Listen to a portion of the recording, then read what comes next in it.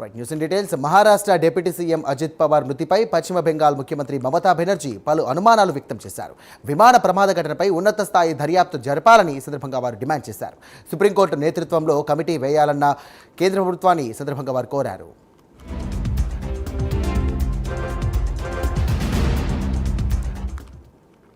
Right, ఇదే అంశానికి సంబంధించి మరిన్ని డీటెయిల్స్ అందించడానికి మా ఇన్పుట్ ఎడిటర్ నరసింహారావు సిద్ధంగా ఉన్నారు. నరసింహారావు, చెప్పండి. ఒకవైపు డిప్యూటీ స్థాయి సీఎంలో ఉన్నటువంటి వ్యక్తి చనిపోయారు, అలాగే దీనికి సంబంధించి కూడా కేంద్రం ఇప్పటికే కమిటీ వేసింది. అయినప్పటికీ కూడా మమతా బెనర్జీ పలు అనుమానాలకు తావిస్తుందని చెప్పేసి అనడంపై ఆంతర్యం ఏంటి? ఖచ్చితంగా ఇది రాజకీయ పరమైన కామెంట్ గానే మనం చూడాల్సి ఉంటుంది. మమతా బెనర్జీ ఈ అంశాన్ని ప్రస్తావించడానికి ఒకటి రెండు అంశాలను ప్రధానంగా ప్రస్తావిస్తున్నట్టుగా మనకు కనిపిస్తుంది. ఒకటి, అజిత్ పవార్ కి సంబంధించినంత వరకు ఇటీవల కాలంలో ఆయన మహారాష్ట్రలో కూటమి ప్రభుత్వం ఏదైతే ఉందో ఆ ప్రభుత్వం నుంచి బయటకు వచ్చేందుకు ప్రయత్నం చేస్తున్నారు. మళ్ళీ శరద్ పవార్ తో కలిసి పనిచేయడానికి ఆయన ఆసక్తి చూపుతున్నాడని కొంత ప్రచారం జరుగుతున్న నేపథ్యంలోనే ఈ ఘటన జరిగింది.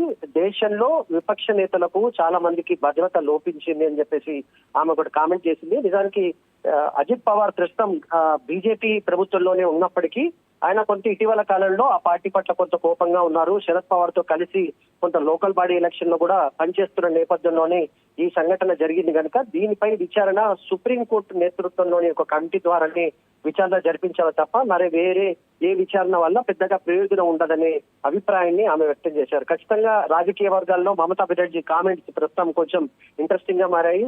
ఈ ప్రమాదానికి సంబంధించినంత వరకు ఇప్పటివరకు ఎవరు పొలిటికల్ కామెంట్ అయితే చేయలేరు, కానీ మొదటిసారిగా మమతా బెనర్జీ మాత్రం ఈ రకమైన కామెంట్ చేశారు. ఒక విధంగా చూసుకున్నట్టయితే ఒక డిప్యూటీ సీఎం ఒక ఫ్లైట్ ప్రయాణం చేస్తున్నటువంటి టైంలో అన్ని జాగ్రత్తలు తీసుకున్నప్పటికీ కూడా ఈ ప్రమాదం జరిగింది. అయినప్పటికీ కూడా మమతా బెనర్జీ చేసినటువంటి వ్యాఖ్యలు ఏ విధంగా రాజకీయ పరంగా దుమారం రేగే అవకాశం ఉంది?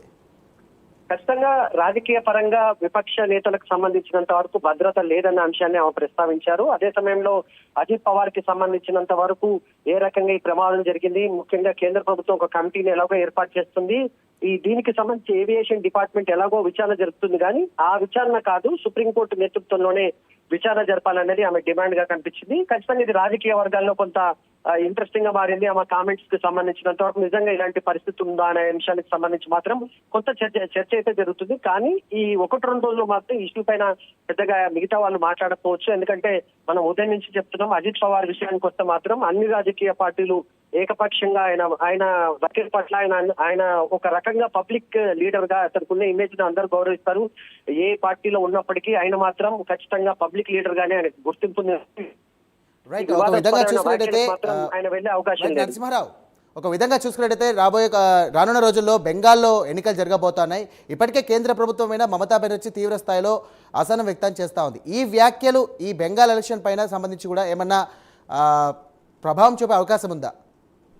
మమతా బెనర్జీ రాజకీయంగా చాలా వ్యూహాత్మకంగా వ్యవహరిస్తారు. ఆమె ఏ కామెంట్ చేసినా ఎలాంటి సందర్భంగా చేసినా కొంత వ్యూహాత్మకంగా ఉంటుంది. ముఖ్యంగా వెస్ట్ బెంగాల్ ఎలక్షన్స్ కూడా సమీపిస్తున్న నేపథ్యంలోనే ఆమె ఈ రకమైన కామెంట్స్ చేస్తున్నట్టుగా మనం భావించాల్సి ఉంటుంది. అయితే ఇంపాక్ట్ ఏ రకంగా ఉంటుంది, అజిత్ పవార్ ప్రమాదానికి సంబంధించి పూర్తిగా వెస్ట్ బెంగాల్ ఎలక్షన్స్ లో అది ప్రభావం చూపుతుందా అనే అంశానికి సంబంధించి మాత్రం అంతగా ప్రభావం చూపకపోవచ్చు, కానీ దేశ రాజకీయాలకు సంబంధించినంత వరకు ఆమె ఇలాంటి ప్రమాదాలు జరగడం వెనుక ఒక పెద్ద ఏదన్నా పొరపాటు ఉందా లేకపోతే ఏదైనా కోణం ఉందా అనే అంశాన్ని మాత్రం ప్రస్తావించాలనే ఉద్దేశంతోనే ఈ కామెంట్ చేసినట్టుగా మనకు కనిపిస్తుంది. Right, thank you Narasimha Rao.